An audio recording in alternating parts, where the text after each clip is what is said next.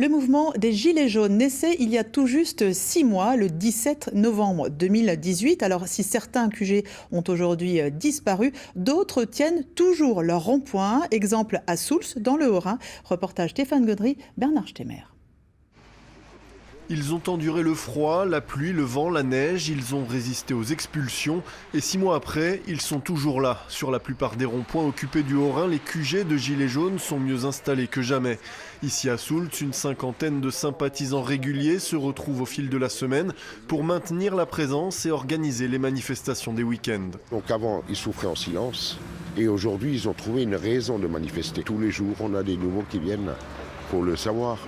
Donc, comme vous avez pu le constater, on est en train d'agrandir notre quartier général, puisque le soir, c'est la grosse réunion. On parle du programme de la semaine, des interventions à venir. Mais si le mouvement a fait naître une vague de militants, en face, la réponse politique les a laissés sur leur faim. Un grand débat cadenassé, des poursuites judiciaires et une répression violente. J'ai assisté à nombreuses manifestations et je peux confirmer qu'il y a eu maintes fois des matraquages, des gazages, sans qu'il y ait eu la moindre mauvaise action qui a été faite par l'un ou l'autre des Gilets jaunes. Dieu sait le dégât que ça a causé, au nombre des éborgnés, des mains arrachées par les grenades des encerclements, etc.